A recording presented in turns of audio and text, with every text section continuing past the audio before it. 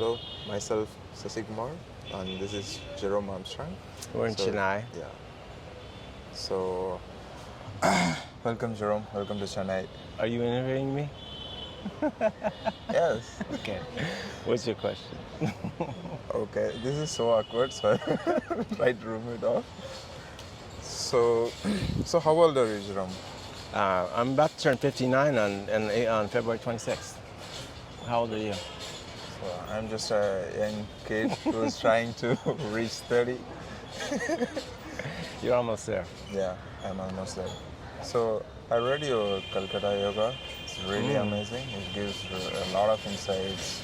Bullshit. You didn't really read it. How do you know that? I can tell. I read. Is this what you heard the interview line? But like few pages, I read. That's serious. How do you like this Calcutta book so far that I've been having you read? It's called The Black Hole. Mm-hmm. It's about the events of 1756 to 1757 in Calcutta. Mm-hmm. When the British basically come in with the East India Company after a psyop of media propaganda that gives them the backing to drive right into India and not only take control of the country, but also to end the India that was before, the many cultures that were trading and living mostly peaceful amongst each other. The British through the EIC just came in and created a huge hegemony. So this is the book you're reading, The Black Hole. Yeah. So you wrote one book and you are writing another upcoming book. Yeah, we're writing it. I think it's both the books are based on India. They are. They're both based here. So both are based on India. So how many pilgrimage you go on for this travel, like for the book?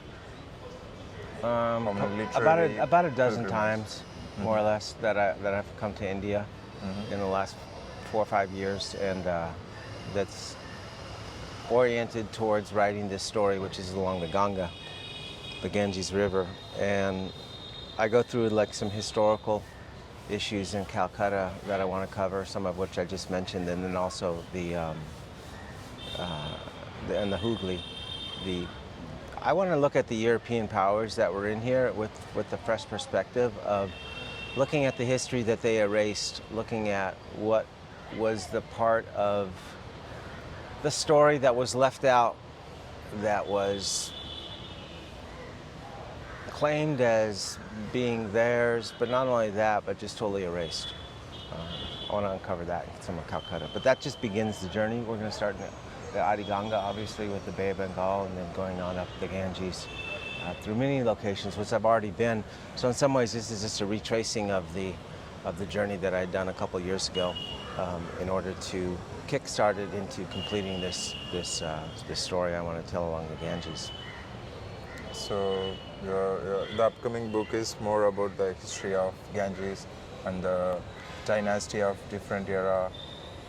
The first part is that goes up through Bihar, and when we reach Varanasi, it changes into telling stories of modern India. Mm-hmm. And I have,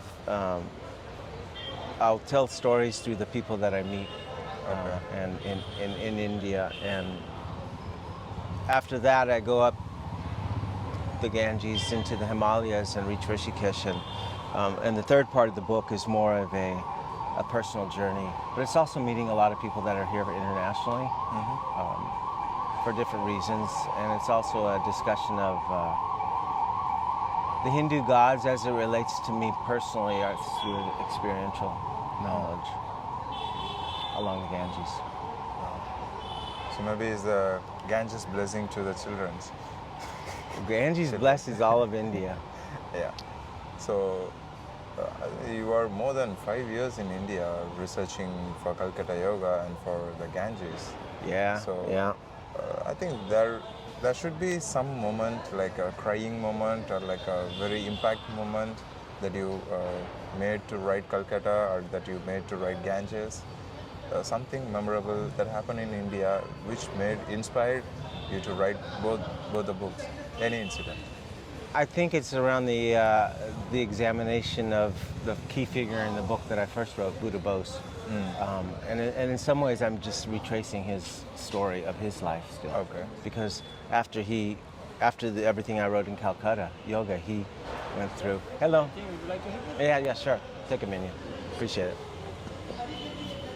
After I wrote Calcutta Yoga,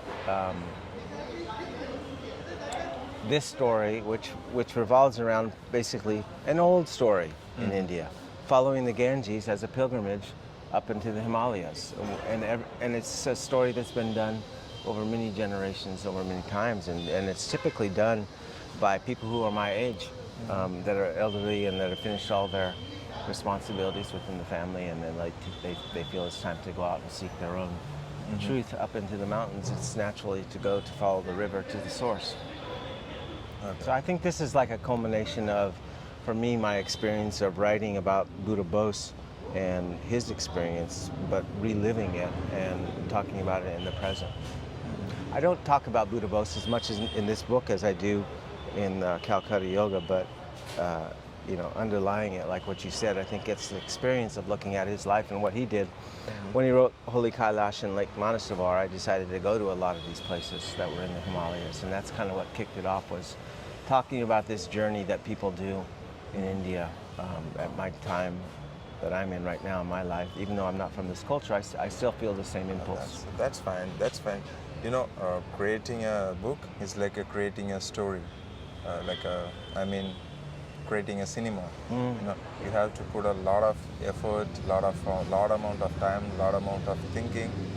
So creating those, does it energize you or exhaust you? It has Both ups and financially downs. and mentally. It has ups and downs, because there's times where I have like glimpses of, oh, I understand how it works. That's really cool. But then there's times of when I'm like, oh, now I got to put in the work to make that happen.